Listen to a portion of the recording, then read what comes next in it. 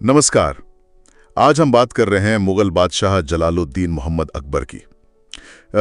इतिहास में एक ऐसा नाम जिन्हें हम सब जानते हैं, लेकिन शायद थोड़ा अलग नजरिए से। जी। हमारे पास जो जानकारी है आज, वो सिर्फ उनकी, आप कह सकते हैं, जंगों या साम्राज्य की बात नहीं करती, बल्कि इस पर ज्यादा जोर देती है कि अकबर ने लोगों के दिलों को कैसे जीता। ऐसा लगता है कि यह स्रोत उन्हें सिर्फ एक शासक नहीं, बल्कि एक सोच, एक विचार मानता है। बिल्कुल, ये एक दिलचस्प नजरिया है, क्योंकि अक्सर हम अकबर को एक महान विजेता या प्रशासक के तौर पर ही देखते हैं। सही कहा। लेकिन ये स्रोत उनके सफर के मानवीय पहलू पर जोर देता है। मतलब बचपन की मुश्किलें, बहुत कम उम्र में गद्दी संभालना और फिर शासन करने का एक बिल्कुल ही अलग तरीका अपनाना। हाँ, और शुरुआत भी तो देखिए, 1542 में जन्म, सिंध के किले में, वो भी तब जब उनके पिता हुमायूं देश से बाहर थे, मुश्किलों में थे। जी हाँ, निर्वासन में थे। स्रोत बताता है कि बचपन आसान नहीं था, काफी चुनौतियां थी, और कोई औपचारिक स्कूली शिक्षा भी नहीं हुई। ये बात थोड़ी शौकाती है ना, इतने बड़े बादशाह के लिए। हाँ, चौंकातू तो है, लेकिन देखिए, स्रोत इस कमी को एक अलग तरह से पेश करता है। वो कहता है कि किताबी तालीम भले ना मिली हो, अकबर ने सीधे जिंदगी के तजुर्बे से सीखा। अच्छा, जैसे कि? जैसे जंग की कला, रणनीति, और शायद सबसे अहम बात, लोगों को पढ़ना, हालात को समझना। और इसी व्यवहारिक ज्ञान ने स्रोत के मुताबिक उनके इतने सफल शासन की नींव रखी। ये दिलचस्प है। और फिर सिर्फ 13 साल की उम्र बादशाह बन गए। बैरम खां का साथ था, और पानीपत की दूसरी लड़ाई में हेमू पर वो जीत, वो तो एक निर्णायक मोड़ था। बिल्कुल, पानीपत की जीत बहुत अहम थी। उसने मुगल सत्ता को भारत में दोबारा मजबूती से स्थापित किया। लेकिन जैसा स्रोत इशारा करता है, अकबर की असली परीक्षा तो इसके बाद शुरू हुई। मतलब जीत के बाद? हाँ, चुनौती सिर्फ राज बचाने या फैलाने की नहीं रह गई थी। असली चुनौती थी एक ऐसा शासक बनना जो दूर की सोचे, जिसके राज में अलग अलग तरह के लोग सुरक्षित महसूस करें, सम्मानित महसूस करें। ये सिर्फ तलवार की जीत से कहीं आगे की बात थी। और शायद इसी चुनौती का जवाब थी उनकी सुलह कुल की नीति, जिसका जिक्र स्रोत में काफी है। मतलब सबके साथ शांति। ये क्या बस एक नारा था या कुछ और? नहीं, ये सिर्फ नारा नहीं था।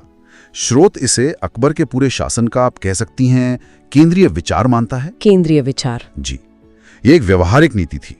इसका सीधा मतलब था कि धर्म के आधार पर किसी से भेदभाव नहीं होगा, सबको बराबरी का एहसास दिलाया जाएगा। जैसे वो राजपूतों के साथ रिश्ते बनाना। हाँ बिल्कुल, जैसे जोधाबाई से विवाह का जिक्र आता है। स्रोत इसे सिर्फ एक राजनीतिक गठजोड़ नहीं मानता। अच्छा। बल्कि इसे दो अलग संस्कृतियों को पास लाने की, आपसी सम्मान बढ़ाने की एक सूची समझी कोशिश के तौर पर देखता है। मतलब दिलों को जीतने की कोशिश। और इसी सोच का एक और नमूना है फतेहपुर सीकरी शहर, और खास तौर पर वहां का इबादत खाना। स्रोत तो इसे अकबर के खुले दिमाग का प्रतीक बताता है। ये इबादत खाना क्या था असल में? देखिए, ये वाकई उस जमाने के हिसाब से क्रांतिकारी चीज रही होगी। हाँ। स्रोत बताता है कि एक ऐसी जगह थी, एक ऐसा मंच जहां अलग अलग मजहबों के विद्वान, हिंदू, मुस्लिम, ईसाई, जैन, पारसी, सब आते थे। सब एक साथ? हाँ, एक साथ बैठकर अपने अपने धर्म और दर्शन पर बात करते थे, बहस करते थे।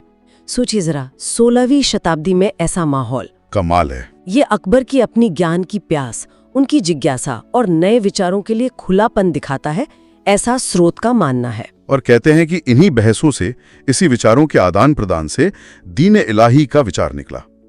इस पर तो खैर बहुत चर्चा और विवाद भी होता है।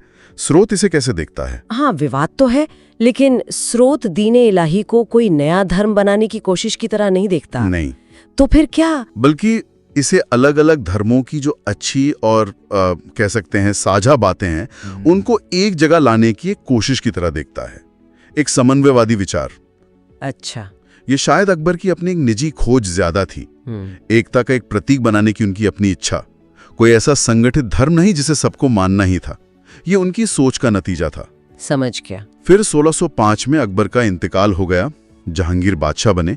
साम्राज्य तो आगे बढ़ा, लेकिन अकबर की अपनी छाप, उनकी विरासत क्या रही? देखिए, स्रोत इसी बात पर बहुत जोर देता है। जहांगीर और उनके बाद के शासकों ने साम्राज्य को संभाला, बढ़ाया भी, लेकिन अकबर एक ऐसी सोच, एक ऐसी विरासत छोड़ गए जो ज्यादा टिकाऊ साबित हुई। कैसी विरासत? सहिष्णुता की विरासत, समझदारी की, अलग अलग लोगों, अलग अलग विचारों को साथ लेकर चलने की कला।